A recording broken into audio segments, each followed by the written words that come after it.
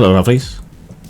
Today I'm going to use Superman as an excuse to rant about America. We had a nice little discussion on the Week in Geek that touched on Superman, but we didn't spend enough time on it, and it set my brain cogs going. America today isn't the America that I grew up knowing.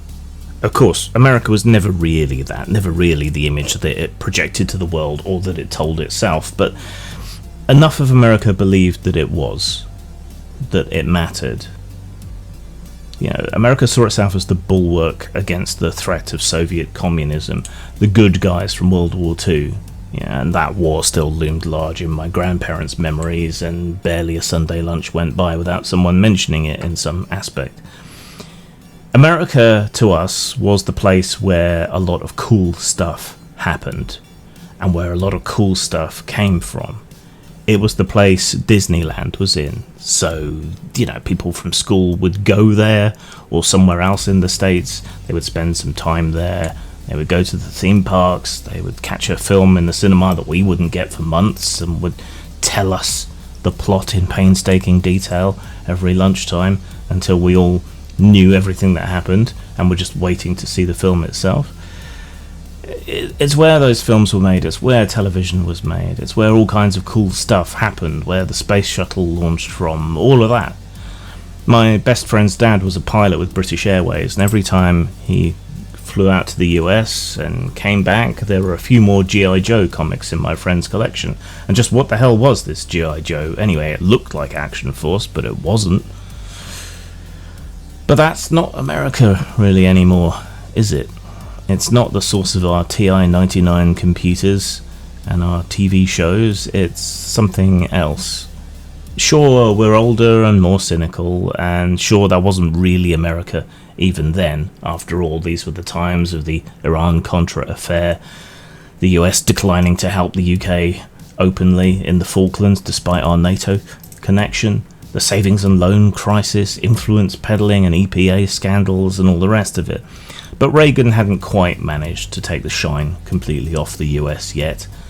And these were also the days when we were watching repeats of The Dukes of Hazzard or The Fall Guy or Charlie's Angels, Knight Rider, Street Hawk and Airwolf on the telly. Yeah, interesting, fun imports that helped shape our youth. But we're going to talk about Superman. This is just kind of sketching it out for you.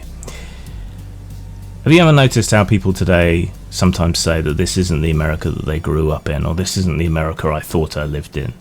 And maybe that's because it isn't, and maybe that's because it never really was. But how does this relate to Superman, the big blue boy scout, the man of steel, the last son of Krypton, the man of tomorrow, the Nietzschean Übermensch, stripped of all that problematic German stuff in much the same way Werner von Braun would later be stripped of all that problematic German stuff and rehabilitated? You'd think a character like Superman would be timeless, that those values would be timeless. But these days Superman feels like a relic, even though he was meant to be the man of the future. He seems dumb. He seems naive. He seems out of step. He doesn't seem like the typical person from Kansas or some other rural state of the US. He seems more like the kind of idiot that would be wearing a red cap and rolling coal in his Ford truck as a visible act of stupidity in the face of climate change. He looks like the kind of person that would, every time he needs to fart, he would jet up into the stratosphere and do it there, just to make some retarded half point about methane pollution.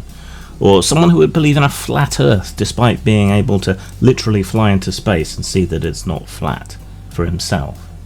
The kind of total maroon bleating about their democracy being attacked just because some kids are getting a free school meal, and ignoring the fact that his democracy is being taken away in much more real and material ways. I mean, Kansas has been solidly Republican since 1964, and where has that gotten them?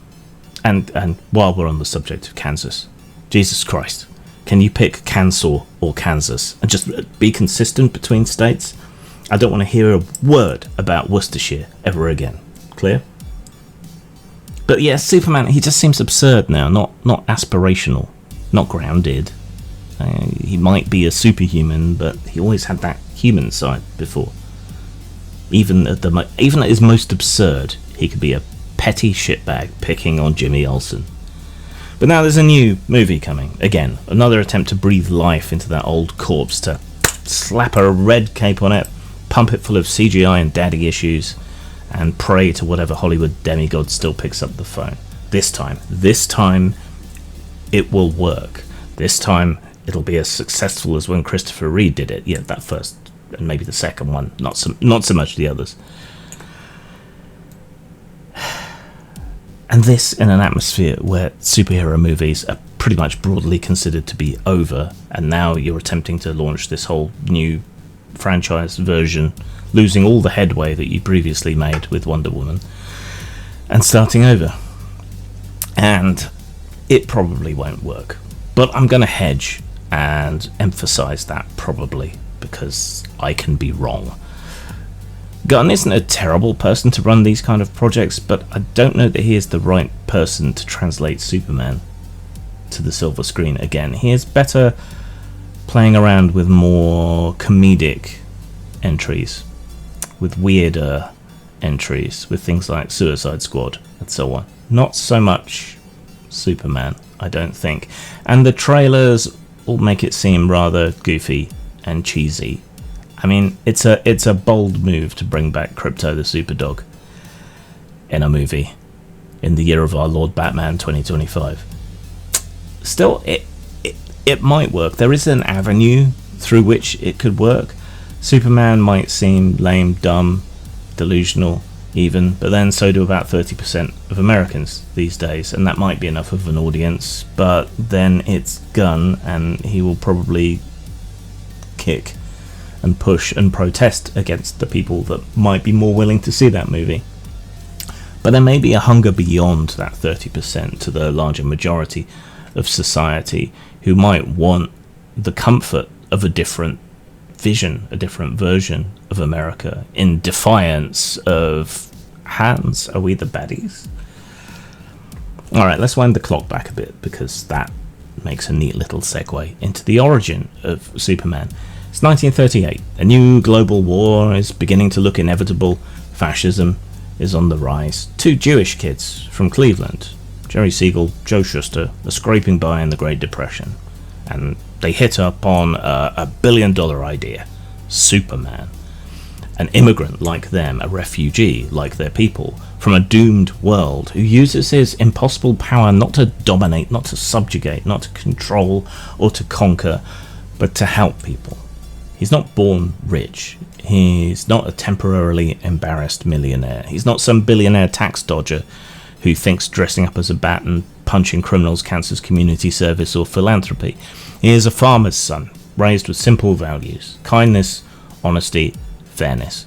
Admittedly not like any farmer's sons I've ever known, and I live in the countryside, but still. This is the New Deal era. This is Roosevelt's America. This is a country clawing its way out of economic collapse, with the first sniff of social and economic justice it has pretty much ever had. They're experimenting with the things that the rest of the world at the time largely had to some extent: social safety nets, collective bargaining, labour protections, unions, the WPA, for example. You know, acting like a civilised first world country. The idea took root that maybe, just maybe, the state could serve the people in a democracy and not just the plutocrats and the holdovers from the Gilded Age.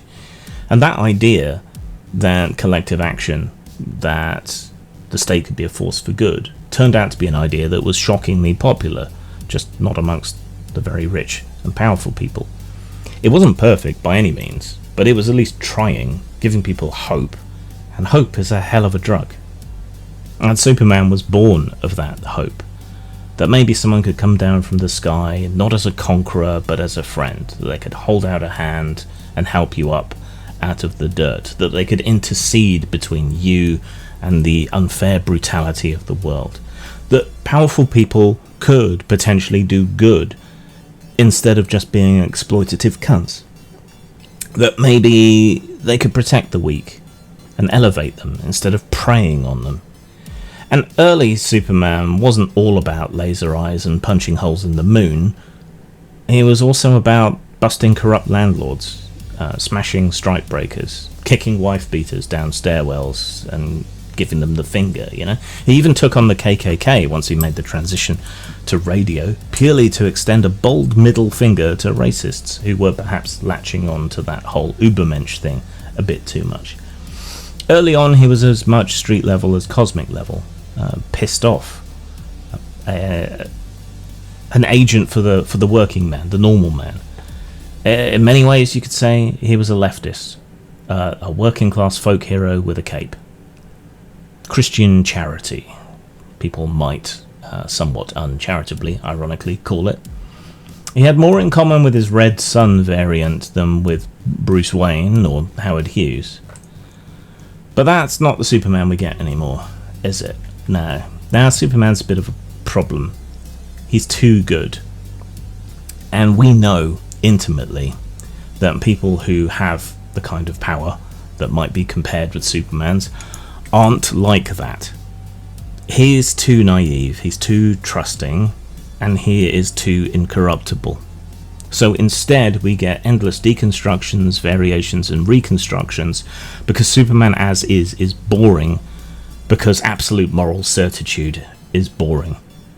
And because we know better about what powerful people do with the power that they have, and that makes it harder and harder to suspend our disbelief about Superman and how he acts.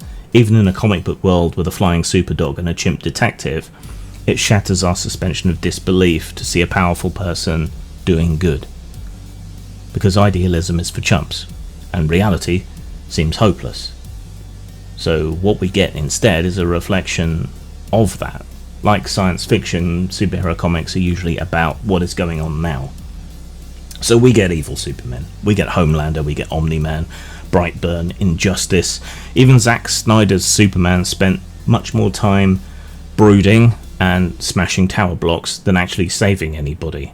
Because that kind of makes sense. That's how people with power act, recklessly and selfishly, destroying whole cities to get one person. Power corrupts, and absolute power corrupts absolutely, and there is nothing more absolutely powerful in most comics than Superman. So we're obsessed with deconstructing Superman because we can't believe in him anymore. We don't believe anyone with power wouldn't abuse it. We don't believe anyone that's strong wouldn't immediately go full Stalin if you gave them a cape and laser vision. Maybe that says more about us than him, but we just can't digest old school Superman anymore. It sticks in our craw. We don't trust the good guy anymore because we've seen behind the curtain. We've seen what our so-called heroes actually do when they're 6 pints in and tweeting something out. We know that philanthropists blow all that money trying to look like good people because they're not good people, they're jetting off to Epstein Island. What evil lurks in the hearts of men, social media knows. They all have feet of clay. We know what our politicians say when they think the mics are off, what our police do when they think no one's filming, and what our billionaires think of us once their rockets leave the atmosphere. Out of touch is a wholly insufficient phrase. And Superman? He is the ultimate symbol of a country that claims to be the land of the free, the home of the brave, but which acts more like the villain in every movie that it used to make. Not that people haven't tried to bring Superman back. Grant Morrison's All-Star Superman was probably the closest anyone's ever come in the last few decades, but few people have Morrison's talent. Morrison understood what Superman was supposed to be, and he's always been able to embrace the cheese and the goodness, whether it's Flex Mentallo or Superman. His Superman is not a god, he's not a tyrant, he is a man who happens to have powers, and he is trying to do the right thing in a world that doesn't make it easy for him to do the right thing. And that right thing doesn't bend or sway around him. Morrison managed to ground him, modernize him without deconstructing him, even though Morrison has done his own deconstructions. There is a line from that book that hits like a bit of a gut punch, to me especially. Regular viewers know why. He says to a kid on a ledge above the city, "You're much stronger than you think you are. Trust me." And it's this demigod taking time out of all those grand scale world-saving escapades and superheroics to stop a kid from jumping off the edge of a building. That is the embodiment of Morrison's Superman. The same way that he used to take time to whip wife beaters with their own belt, how he used to trance slumlords, how he used to get kittens out of trees, right? He's human, he cares, and the small acts are far more important to who Superman is than the big shit. So this is not just Superman talking to some kid on a ledge. That's the ideal that he represents talking to us, the small kindnesses. We talk about microaggressions, micro-kindnesses perhaps. But we just don't believe it anymore, at least not at scale. We've got billionaires buying their way out of everything from criminal charges to reality itself in a lot of ways. A Supreme Court so corrupt it makes Caligula look like Elliot fucking Ness. Podcast grifters turning conspiracies into content and damn the consequences. Turning people off vaccines and other essential things. Half of the USA treating empathy like it's a weakness and even saying so boldly. The fundamental weakness of Western civilization is empathy, apparently. Truth, justice, in the American way, that's a bit of a punchline now, rather than something that makes your heart swell. At best, it's probably hollow nostalgia, which is an excuse to talk about Captain America for a second, because he makes an interesting contrast and comparison to Superman. Cap is interesting because he is from the same era. He was punching Nazis before it was cool. He was fighting Nazis before America entered the war. But Cap is different. Cap is a man out of time. Frozen, literally. He wakes up in a future that disappoints him, and that should probably disappoint him. He's not naive. Marvel's characters have always been more grounded, even if it's been in a very simplistic way. They've always been and felt more human. Captain America knows that America fucks up and treats people badly. He calls it out. He stands for something even when everyone around him doesn't. He protests authority when he feels it goes against his interpretation of American values. He was almost as absurd as Superman in his very earliest incarnation, and the cinematic version of Captain America these days is absurd in its own way, perhaps further reflecting America's identity crisis. But there's that period in the middle where he embodied what America could be, aspired to be, wanted to be. The good guy, standing against the bullies and the villains, and as an avatar of what America really wanted to be. And he did this by being a hangover from the past, in a way that Superman, as a constantly updated avatar of modern America, never could. Cap is a relic. He is a hangover. It's like, remember when we stood for something? When we had an ideology? When we fought a war that was unambiguously good? When we tried to fight evil and make the world a better place and stave off any future war? Cap is allowed to be disillusioned because he comes from a different world. It's why the attempts to gritty him and grubby him up in the 80s and 90s never really worked with Captain America, and why they had to introduce knockoff Caps like US Agent to reflect what America had become. Now Superman is supposed to be the world. He's not out of time. He is the man of tomorrow. But tomorrow never came. Tomorrow never comes. And especially in today's context, that celebration of being immigrants in a strange land and having opportunity that the creators gave Superman, that lands with a particularly loud clang today, because Superman is an immigrant. He is a refugee. He lands in America undocumented with little but a blanket and his biological father's dream hidden away in his rocket pod. And he becomes the best of us, or what we like to say or like to think is the best of us. But the real America? The America we've got now? This America cages children, funds unjust wars, and turns away from just ones, turns a blind eye. This America deports asylum seekers, without due process, often putting them in danger, or even into camps. This America runs ICE raids on families who've lived here longer than most politicians have held a job through multiple generations. Masked thugs, many seemingly recruited from racist groups, judging by their tattoos, are taking kids from schools and workers from fields and factories. This America doesn't want Superman. This America very much sides with Lex Luthor. This America builds walls to keep people like Superman out. This America agrees with Lex, but without the intellectual detached veneer or rigour over their suspicion and bigotry.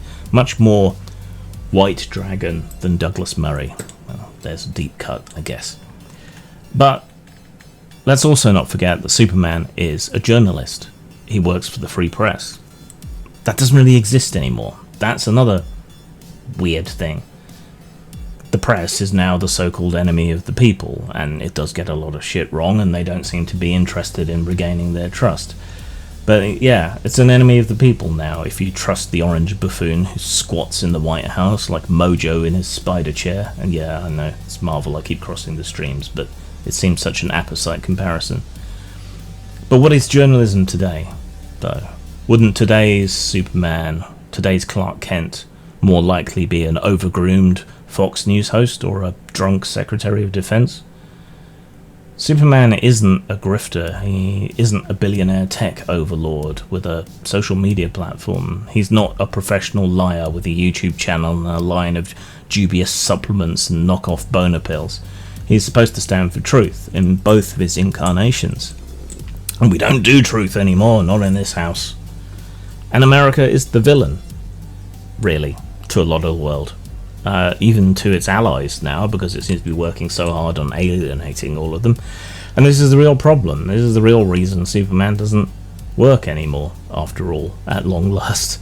The reason why he gets remade as a villain over and over again, because the country that he represents and is an avatar of is a villain. He's an idealized version of a country that doesn't exist anymore, and maybe never did. He's a champion of fairness in a country where the rich write the rules and ignore the courts and democracy. He's a fighter for the weak, in a country that blames the poor for being poor, the weak for being weak, the disabled for being disabled, and the poor and weak are as likely to cheer their own demise as protest it. He's a beacon of justice in a country where justice depends on whether you're red or blue and the deepness of your pockets. Yeah, so we get evil Superman because America is evil Superman now. It's the Empire, the invader, the bully. It's the amoral, rapacious, grasping, reality-denying villain. At least Lex Luthor had vision. He believed in human potential and thought he was threatened by the mere existence of Superman. He hated Superman because he thought humanity didn't need a god to save it. That we were perfectly capable of saving ourselves if we applied ourselves to it. But the guys running the show now, they don't believe in anything but the bottom line. They're not Lex. They're not even fucking Condiment King. They're petty, short-sighted, corrupt, and dumb as a bag of hammers. And Superman doesn't fit anymore. He's not cynical enough for this time. He's not selfish enough for this time. He's not real enough for this time. So what do we do with Superman? Do we kill him off again? Do we reboot him for the 100th time? Give him a beard and a shotgun and a whole new attitude and pretend that that's edgy? Or do we admit the truth? We don't deserve Superman anymore. Perhaps we never did. We killed Superman not by ceasing to buy the comics or not going and seeing the film. We killed Superman by no longer even aspiring to embody the values that he originally represented. He isn't dead because his character's broken. He's dead because the dream that he represents is broken. Because America doesn't stand for the things that he represents. And very likely never will again. And until it does, until Americans get their shit together, until you start to believe in and demand truth and justice and fair play again, until you live that and embody that and demand it of your collective expression in government rather than just petty vindictiveness against people, then Superman's just gonna keep feeling like an unwelcome ghost. A ghost of a better world, a world that could have been, a world you were supposed to build, a world you wanted to build, a world you failed to build. A world which, despite your many failings, you were building for a time through post-war reconstruction, exploring space, pushing the frontiers of science and computing, founding NATO, the United Nations, and all of these other expressions of power that didn't make the world a worse place, but which you've been rolling back ever since, starting with your own citizens. So you don't get to have Superman because you don't deserve him. You have power, but no responsibility. Zang.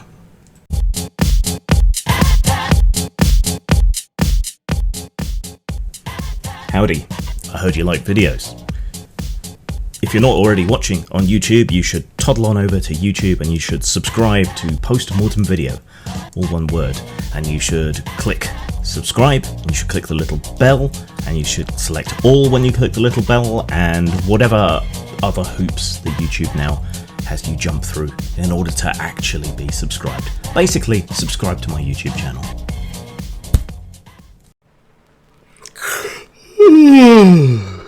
Grim gave a big yawn and settled down to sleep. And of course, when Grim goes to sleep, all of his friends go to sleep too.